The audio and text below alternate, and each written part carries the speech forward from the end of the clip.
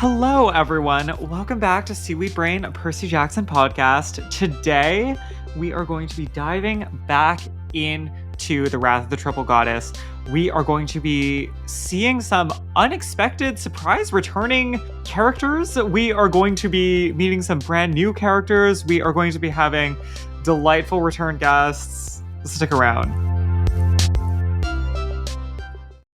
Welcome back to Seaweed Brain, a Percy Jackson podcast live from spooky season. It's the sacred couple days between Halloween weekend and actual Halloween, and then maybe another Halloween weekend, depending on how you celebrate. There are 2 Halloween weekends. I believe that is the law, specifically when Halloween is a Thursday. This is the only type of situation where you can have 2. I hope everybody has exactly 9 costumes in that case.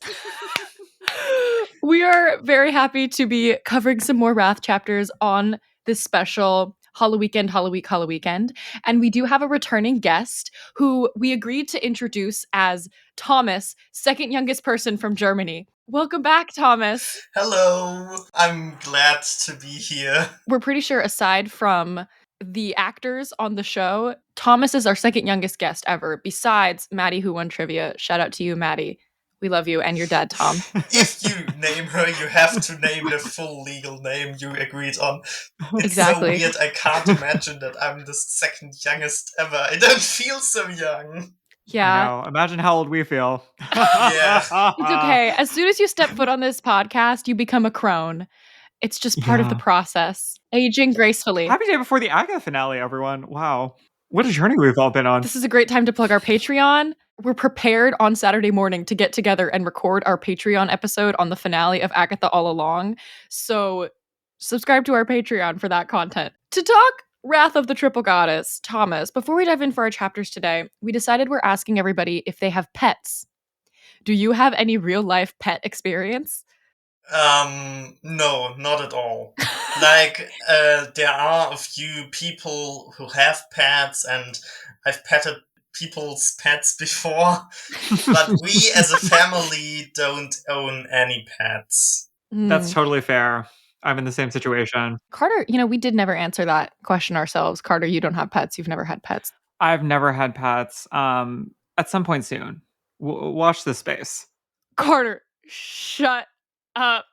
Not while I'm in this apartment, but eventually it'll happen. I can't wait to be an auntie. Oh my goodness.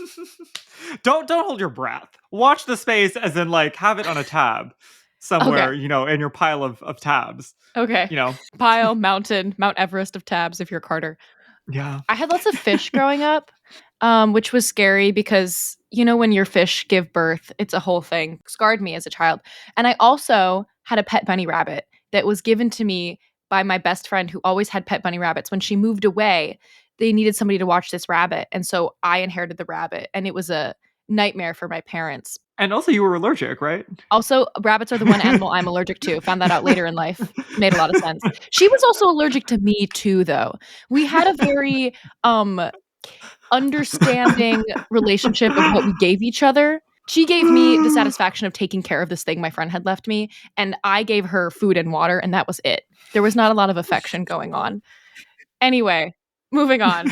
I also had a turtle named Tuck that died of soft shell disease when he was young. It's hard for turtles to live into adulthood. He's buried in my backyard. Hard. Yeah. Soft shell Tuck disease. after the Wonder Pet, obviously. Now moving on. Where did we last leave off as we head into chapter 10, Carter? Well, we last left off with the reveal that everything went down the drain, up in smoke, things hit the fan, whatever idiom you'd like to use here. The house is a disaster, windows shattered, fire everywhere. The pets have escaped. That's the big one. We probably should have led with that. The pets have both escaped. That's kind of our primary job. And we've already failed. We have 3 days to get them back. And it is all because of the strawberry smoothie ice cream, right? Ice cream. The strawberry ice cream debacle. Erewhon Hailey Bieber smoothie, maybe? That's kind of what I was picturing. I think that's what the reference is that they were implicitly going for. The Uber smoothie that costs like $25, right? Do we have a current price point on that? Anyway, Grover had a little of the strawberry magic and exploded, released the pets, destroyed the house, and now we have to figure out what we're going to do. And the last thing that we left off with specifically was Percy says that step 1 in the recovery journey is going to be trying to find Mrs. O'Leary and enlisting her help to get Hecuba in Hellhound form back. So that's what we're doing now. We're summoning Mrs. O'Leary. Yay, chapter 10, I Catch a Nope. Percy is reflecting on Mrs. O'Leary and says, quote, "Years ago, Daedalus left her in my care, but these days she was her own person. She did what she wanted." Very interesting way to phrase that, knowing that trapped inside of Hecuba is a real person who is perhaps not getting to do what she wants until now. And then we come up on the Leo mentions. There's 2 Leo mentions in this chapter. Thomas, speak on it. Oh, those Leo mentions. I think he just messes up his timeline, because in that point in time, Leo is still perceived and thought of to be dead. Like he only comes back in Trials of Apollo, and as we all know, these 3 recommendation letter books play before Trials of Apollo. So when was the time that Leo made this dog whistle? Like, they pretty much only ever saw each other for like 2 books. Like in the 3rd book, on the way to the Mediterranean Sea. That's what you call it. And Yes. then Percy was in Tartarus with Annabeth, and then they went to Greece, Athens, to fight like the giants, and then they were pushed back to fight Gaia, and then she was almost immediately destroyed, and Leo blew up. So I was wondering, when was the time? Like, did Percy tell Leo about his dog that he loves, and Leo was like, okay, like, if we are not attacked by monsters on this cruise, like, maybe I can build something together. But I really don't think that there was the time for that. Like, they were always busy fighting monsters and stuff. Also, I don't think that the friendship of them was very deep, so the inscription, Leo and Percy forever, heart, doesn't really fit in my perspective. I feel like I could see Leo making that inscription as an idea of a joke because precisely their friendship is kind of just okay, just regular.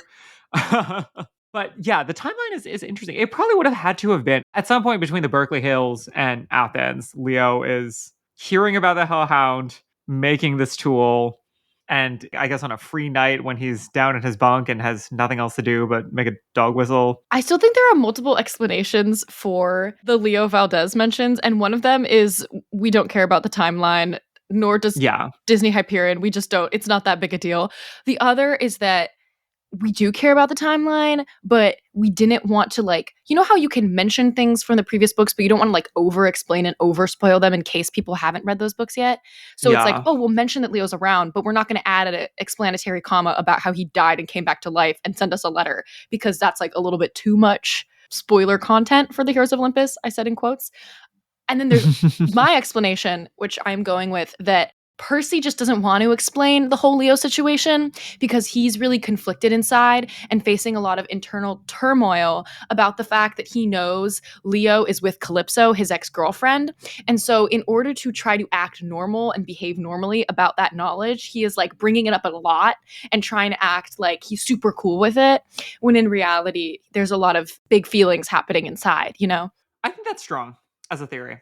Yeah. I lean towards the last two. The continuity thing of trying to like not assume that people have read the Trials of Apollo, I think does make a lot of sense when we're saying it.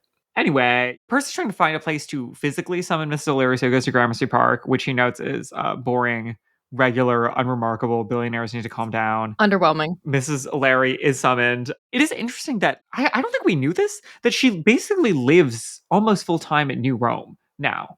I Like think we kind of knew she's that. in the Berkeley Hills. She's enjoying her retirement.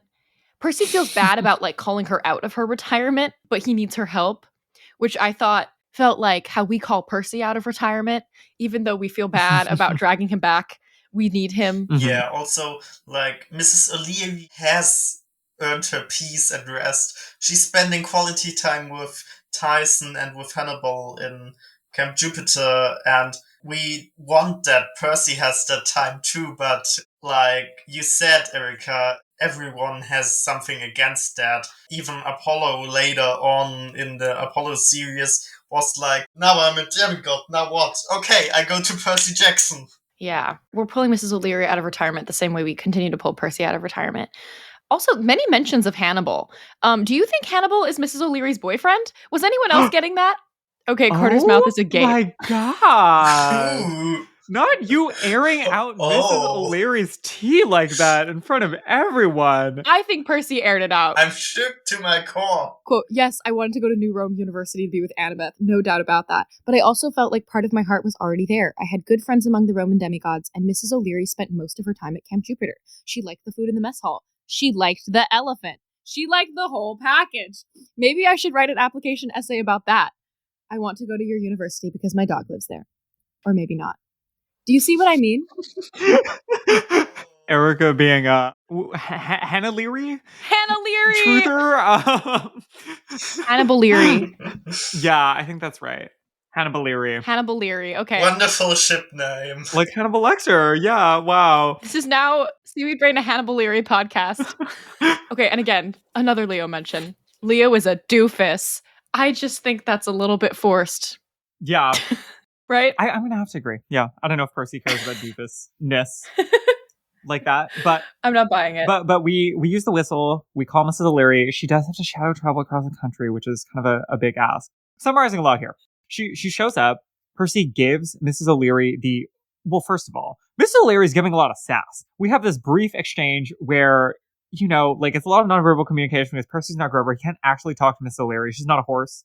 And I feel like this description is giving sass like we have never seen before. Mrs. O'Leary's whole bag leading up to this, I would say, is generic dog. Like, excitable, warm, nice, always down for whatever. But then he pulled her away from her man. Maybe that's what it is. Is everyone familiar with the Aretha Franklin song, Dr. Feelgood? Quote it. Let me pull up the lyrics in front of me. The lyrics of Dr. Feelgood are about her saying, like, now, I don't mind company, because company's all right with me, every once in a while. Yes, it is. I tell you, I don't mind company, because company's all right with me, every once in a while. Yeah, but when me and my man get to lovin', I tell you girls, I dig you, but I just don't have the time to sit and chit and sit and sit and chit-chat and smile. And as she's saying this, like, the music is, like, swelling in the background. She's going to sit and chit and chit-chat and sit and smile. And then we go into the chorus where she describes how her man is, Dr. Feelgood. And she doesn't go to a medical doctor because her man is better than that. Anyway, that's Mrs. O'Leary is here saying, I don't have time to sit and shit. And, that's literally true. She doesn't have time to sit and stay and fetch. Mm-hmm. Her elephant is back. She's like, okay, let's get this done with, then I can head back to Camp Jupiter.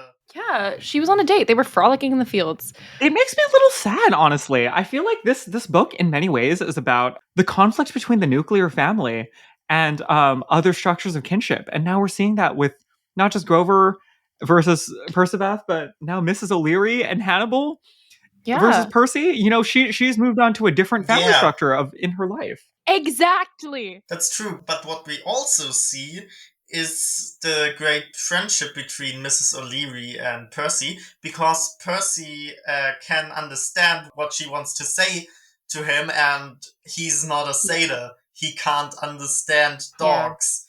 But because he knows her so well, he knows what she's trying to say. Yeah, they still have a meaningful connection built off of years of shared adventuring and trauma, but their lives are in different They have a rapport, but she snorted at him. I was a little like, whoa. We're seeing jealousy. We're seeing these two people, well, this dog and this person having to do life updates that they wouldn't have had to do previously because now they don't live on the same coast anymore. Like this is a real story about adulthood. Life changes. It is. Yeah. About friends who live in different cities and can't see each other that often and then have to catch up again. Like, I don't know how it's with you and Carter, but I think it's probably the same. Like, you don't see each other for a longer time and then you have to catch up. I mean, you also always can write. That's the thing with Mrs. O'Leary and Percy Jackson. They They can't can't do be that. that now. But They can't be texting. They can't be starting a podcast to force each No. other to talk to each other once a week. Yeah, Mrs. O'Leary does not operate Zencaster like that, but that doesn't work. But you know what I mean. It's about this Yeah. friends that one moves on to another world and the other one stays behind in the old world, and then they lose each other a little bit. for now, Percy's trying to make some moves. Yeah. But we do see that across many different relationships. And then we're going to see it Yeah. again with the returning character who comes back in a couple chapters. Yeah, that was really wild. Yeah. Speaking of the different versions of the nuclear family structure that we're playing around with, domestic family unit parent brain activated in Percy when he sees the puppy that Mrs. O'Leary discovers, Nope, in a giant pile of trash. He drops everything, everything to just sit here and feed this puppy until he gains this puppy's trust. It's a hellhound puppy. Did we mention this? Mrs. O'Leary is sniffing the leash. She's trying to find Hecuba, and instead of finding Hecuba, she finds this ill, injured, uncared for, solitary, small hellhound puppy with gigantic feet. Oh, that was so cute. His biological clock was ticking like this. I didn't expect to have an adorable brand new puppy character in the Halloween book. But again, is this truly a Halloween book? Or is this a book about the different variations of the nuclear family structure with a little bit of Halloween sprinkled on top? And what's the difference? Is Halloween not about all the Halloween stories fundamentally about the power of friendship? The power of friendship and alternate Coven, family structures. sisterhood. When we think about covens, yeah. The Great Pumpkin. That's a story about found family. Found family and community. The parents aren't in that film. You know, it's about the relationships of same age peers. Much to think about there. Yes, because isn't it one night a year where you can sort of roam the streets with your friends? Yeah. In little units, wandering around, playing at domesticity, being alone together. But Halloween is also, like, for a lot of other people, one of the premier nuclear family activities of, like, taking a small child. It's interplay. It's the ghosts of different domestic organizational structures. Ooh. I would like to speak to Stephanie Leary about this. Anyway, we have a new puppy. Bringing home a puppy. Classic sitcom episode. Yeah. Yeah. For this book. Let's make sure Catherine Hahn doesn't poison the puppy. It's a WandaVision spoiler. We get back home. While Percy reflects a bit on his sadness about Mrs. O'Leary being able to come and go out of his life as she pleases because she she kind of disappears into her shadow form after being so tired from detecting Nope. But it's important, he notes, that she has this kind of freedom. Again, not only could we read into this for Hecuba and Gale having just escaped, seeking their own freedom, but also Percy going off to college. This parent brain thing going on with him. Like, if you love something, let it go. I had not thought that much about Percy and Mrs. O'Leary's relationship changing that much as like a coming of age thing. But I guess it's true. And I feel like a lot of pet owners have remarked on similar things, that like their relationships to their dogs actually shift a lot when they leave home and come of age and take these big adult steps where they still have a relationship, but they actually have to, they have to like work for it a little bit when they come back home, and it feels different. And anyway, changes. We're shifting relationships, and we now have this small dog that Percy is bringing back instead of Hecuba. We have not made any progress. We've gotten a new side quest and a new being to take care of. Quote, "This was the most ADHD move I've ever made in a career of ADHD moves. I'd gone out to find 2 missing pets and was coming home with a different dog instead. But anytime you can help a puppy, you should help a puppy. I picked up Nope as gently as I could, draped him over one shoulder like a baby, and started back towards Gramercy Park."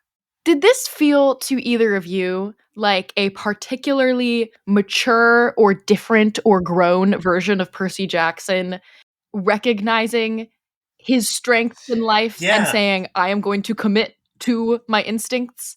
Yeah, he was like, okay, there is a pet in need for something, and I know our situation isn't that great, but there's a puppy on the streets and it's helpless, so we have to help them. And I think that that's also like a metaphor for life. Yeah. It's true. It's true. I think we should take a break here before we go to chapter 11. Okay, we're back. Chapter 11, we have pizza with extra tears. Let's get some dog puppy pee jokes going. Let's get the pee jokes rolling. Nope's peeing on everyone's shoes because Percy can't understand Nope because Nope isn't a horse. And Grover can't really understand Nope because Nope is a puppy and doesn't really speak in complete sentences yet. Grover translates his barks to I pee on boy, boy is mine. Adorable. It's very cute. No peas on Annabeth too. Annabeth, dog girl coming out of retirement. Yeah, she's a dog mom and Yeah. Percy is a dog dad, and together they are a dog family. Yes, who also have a satyr running around, who they need to gentle parent, who they are going to gentle parent now. Percy is, coming down off of all of his anger at Grover and wants to give Grover a task so Grover can feel helpful and proactive. Is that wait? What's the task? Is it cleaning up Nope? Healing Nope. Yeah, it's like a nature Healing magic thing because Nope has Healing these him. huge injuries. Yeah. Yeah.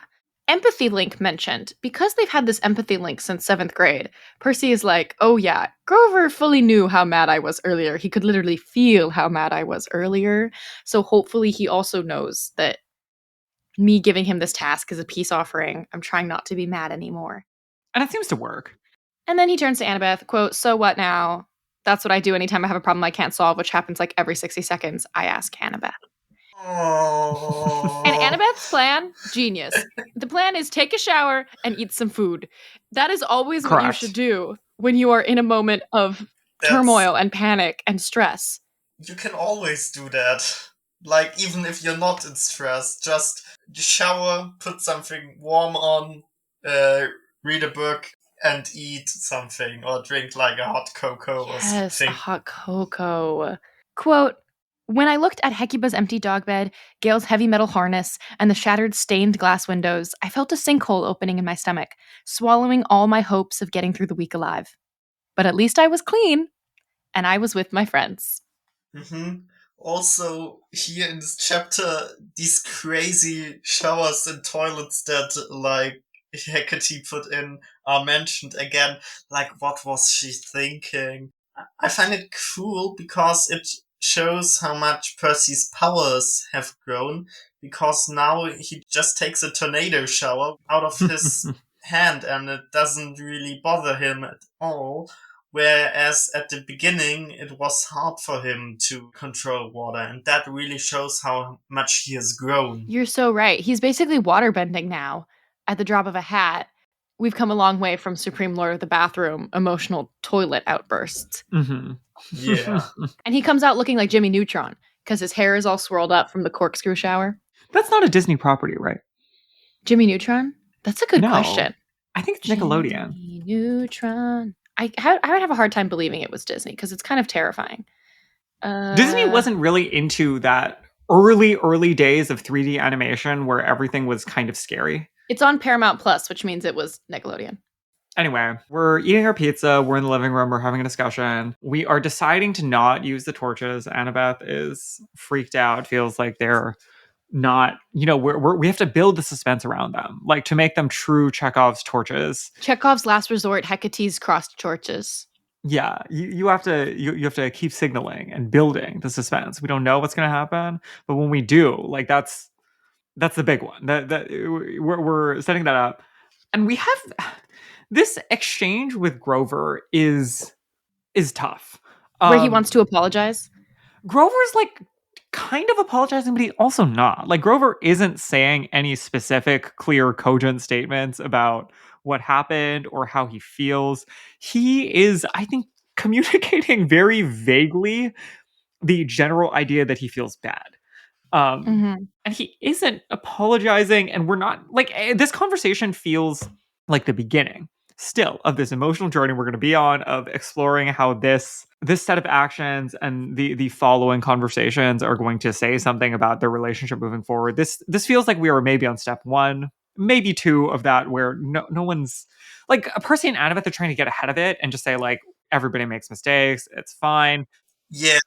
Also, it's so funny what what Annabeth says. Like, I just read it. It's on page 94. We all mess up, Annabeth consoled him. Remember when Percy sent Medusa's head to Mount Olympus?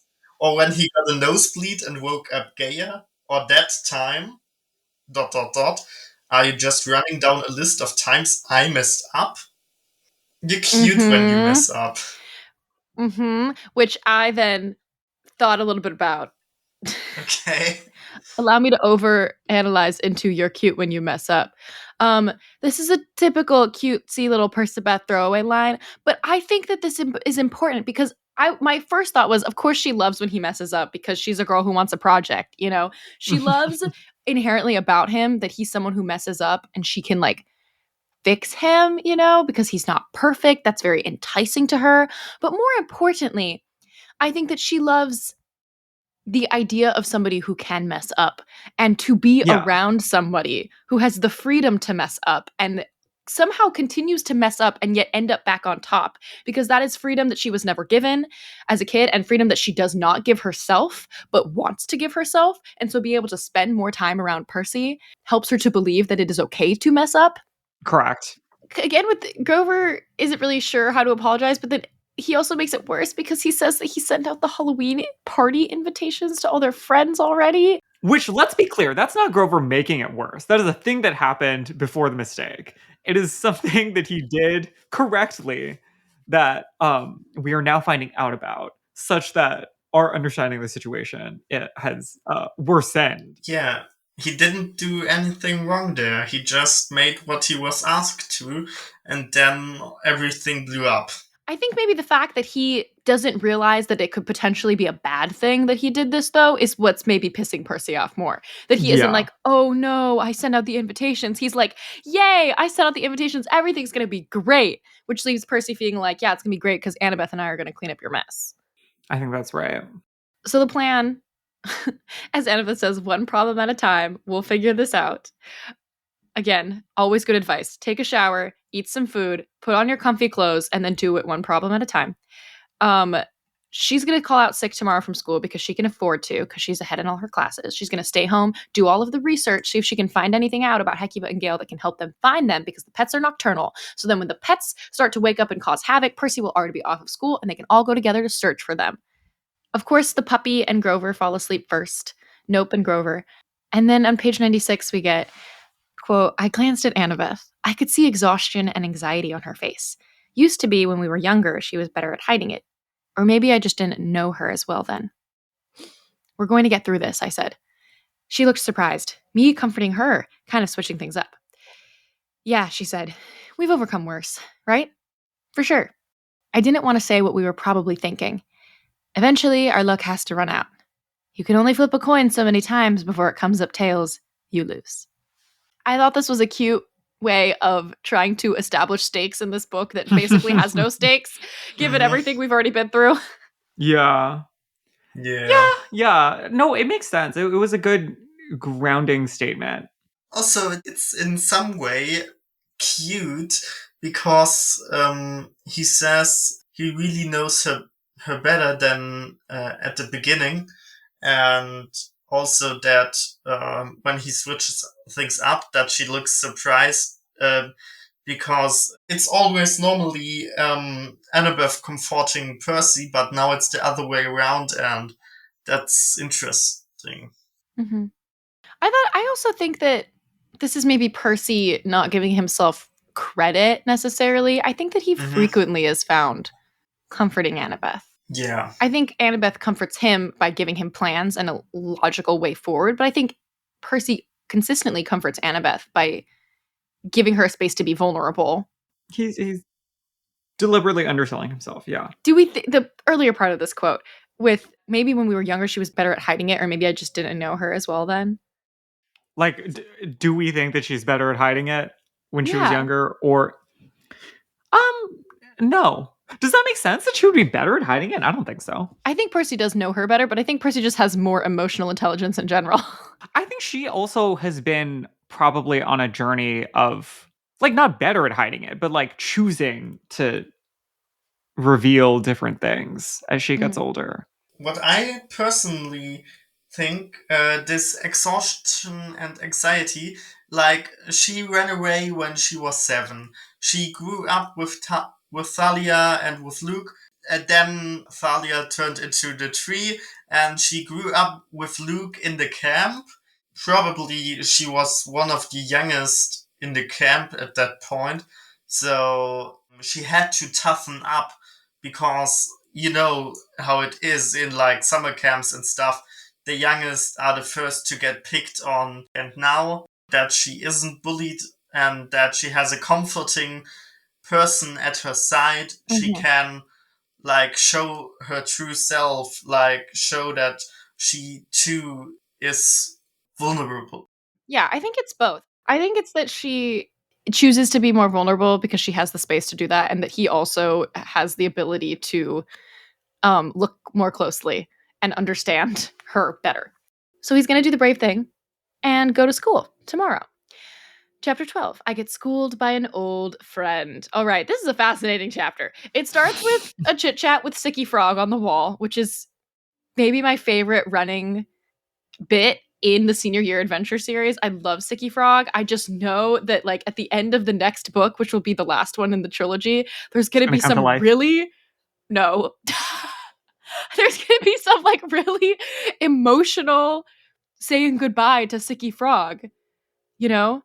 And and Perhaps. his childhood and these last moments before going off to college. This frog, of course, is the poster on Eudora, the guidance counselor's wall. Percy has the beginnings of a plan. He wants to talk to Eudora first, but she's not there. So he's going to skip English to try to go and find his history teacher, Dr. Sharma, and get some like ancient history tea on Hecuba that maybe he can bring back to help. But who is there in Doctor's office? Not his teacher.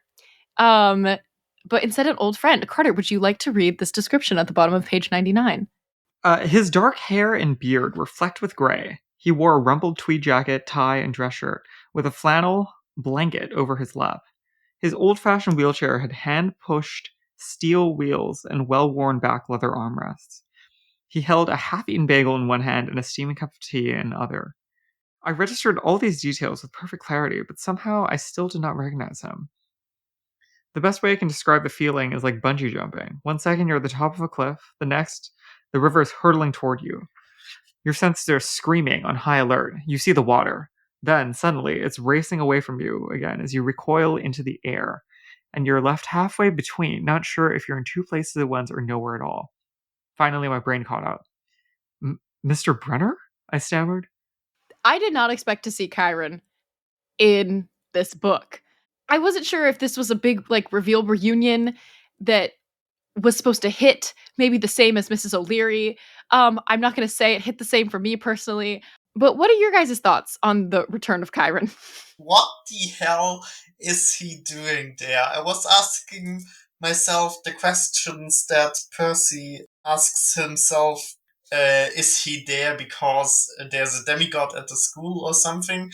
Was completely unexpected Yeah. on my part, but also I really in the later scenes I'll come back to that, but somehow seeing that vulnerability, we come back to that, makes me feel more sympathetic towards Chiron. Mm-hmm.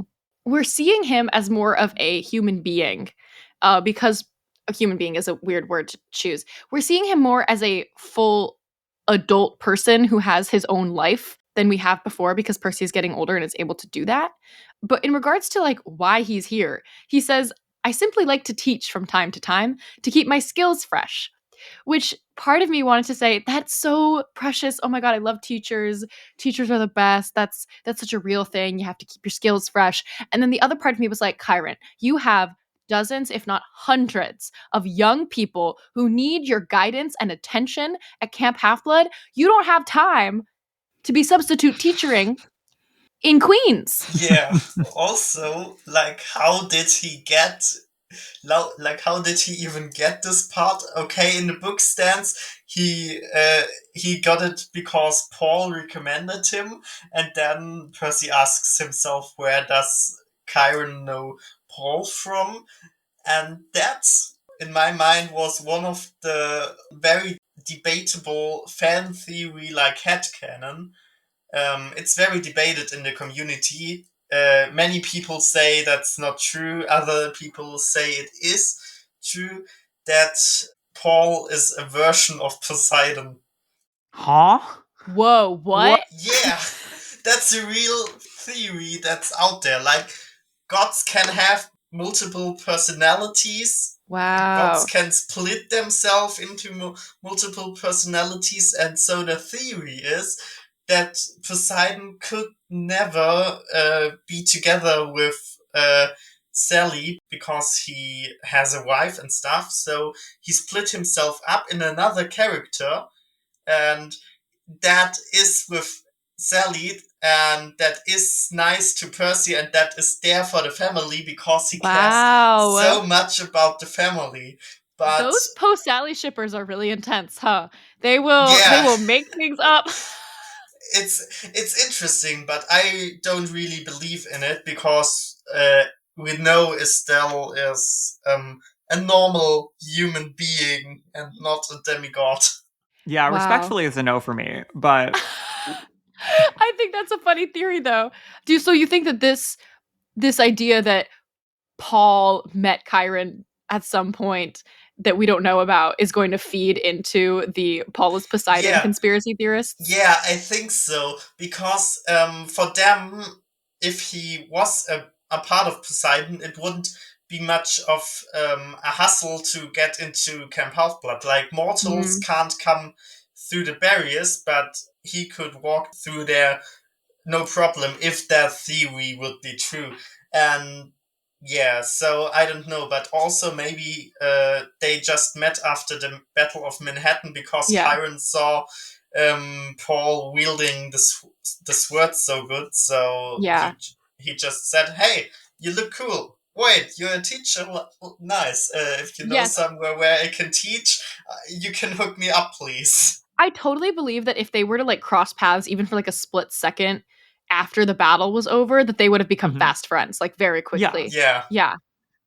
I don't even think So you Wow. I need the believe. Battle of Manhattan to make the story make sense. If Chiron was just substituting at a school that Paul worked at, I feel like they would link up. Yeah. Oh, like maybe they've known each other since before Paul was in Percy's life. Ooh. That would totally make sense. But Yeah. anyway, That I like could that. work. They've known each other since the 90s when they were subbing around New York City together. But doesn't Paul wonder why Mr. Brunner, why Chiron isn't becoming any older? Ah, the mist. Eh. Uh, Paul can't see through the mist, so he just believes whatever. because Percy says that Chiron looks exactly the same. Almost exactly the same. Because Percy is going to realize something he's never realized before. Carter, you seem to have some thoughts on this. Do you want to talk about it? so Chiron asks to get out and stretch his legs, and all of the following 2 pages is basically retrospective.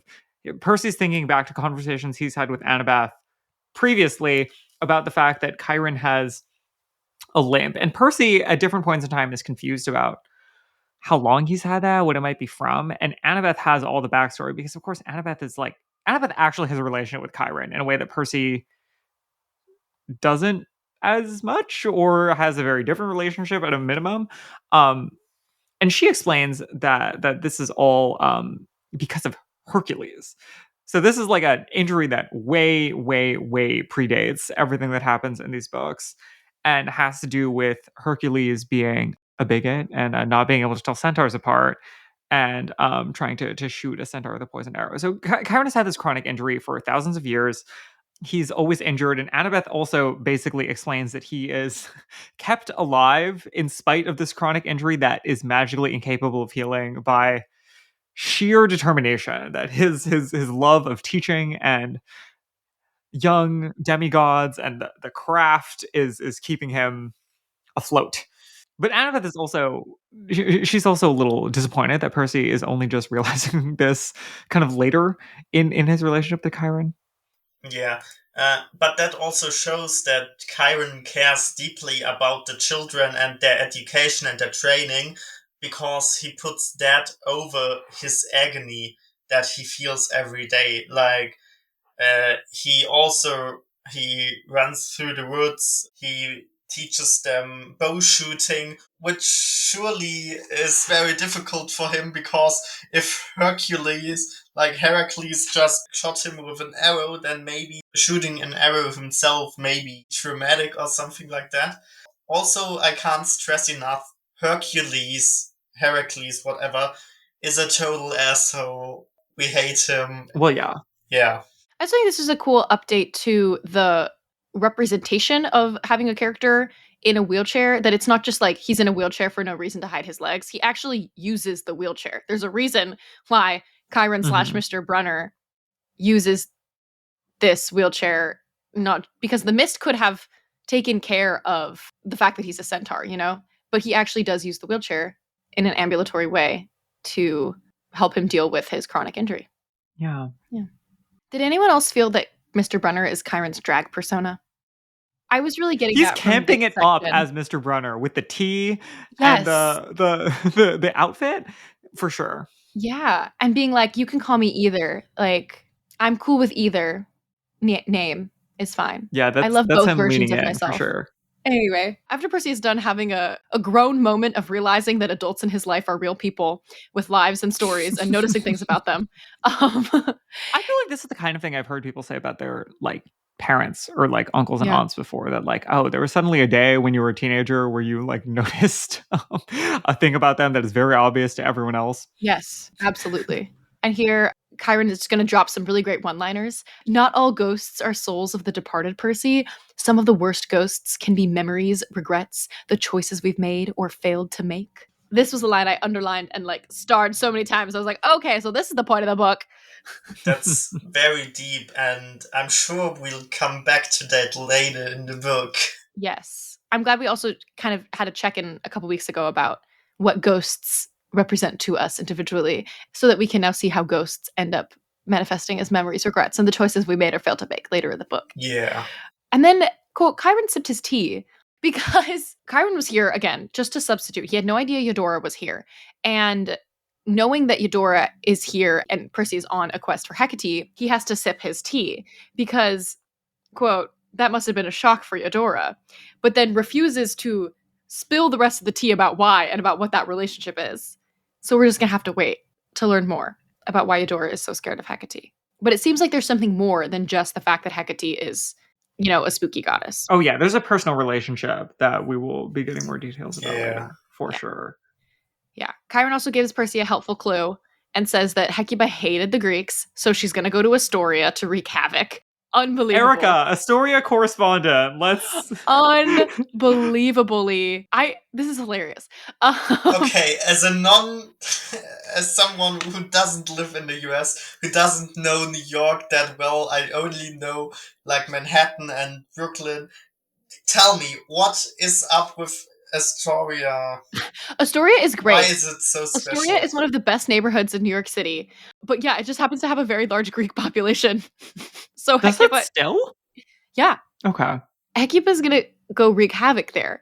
I am curious about how Chiron knows that Hecuba hates the Greeks and like holds a grudge against them still, and also is haunted, most importantly, is haunted by the deaths of her children. That feels like some very personal information for him to know, that she is haunted by the deaths of her children. And I wonder if he knows that because he knows her personally, or if he knows that because Mr. Brunner would know that as a person who teaches ancient civilizations. I think also, Mr. Brunner would know that. Yeah, that definitely. Also, like he's immortal, he has trained so many Greek heroes, and I'm sure after he trained them, when they came back, like there were many Greek heroes that, like Odysseus and people who lived through that last Battle of Troy, who saw the fall down of Troy, and so they maybe told Chiron about that also. Oh, you think he's getting updates from all the heroes he trains about everyone's team? Yeah. Yeah, like he regularly gets like letters and stuff from everyone. Oh, I like that theory. That's how he stays up to date on everything that's going on. Yeah. Well, now that we've had a lot of useful information from Chiron is going to send Percy off to go back to class because he's a good teacher, apparently. And that's the end of our chapters for today. Yay! Yay! Any final thoughts? Anything we skipped or anything anyone want to mention? Through that new Chiron portrayal, that he is scarred and that he lives his life in agony, somehow I feel more like I feel sad for him. Now I can maybe understand better his motives in the books and stuff, like that he doesn't want other people to live in the same agony that he does and stuff, maybe. More increased empathy towards Chiron after this chapter. Well, we have actually already asked Thomas before we started this recording if people celebrate Halloween where he is, and the answer was basically no. But are you going to be doing anything to celebrate Halloween, Thomas? I don't know yet. The thing is, I'm not that social. I normally don't like big crowds and stuff, so probably I just gonna do what we as a family do on Halloween. We will barricade the house, like we make everything black in the front, and then we'll sit in the living room and watch a movie or something like that. Are you going to dress up for your movie night? Maybe. I mean, I have the Percy Jackson cosplay. Why not? Carter, how are you celebrating Halloween? I am working a shift at my cafe job in costume. I believe at this point that it's going to be as Dr. Doofenshmirtz. Yes! Ooh, Doofenshmirtz. The revival of Carter's Doofenshmirtz costume.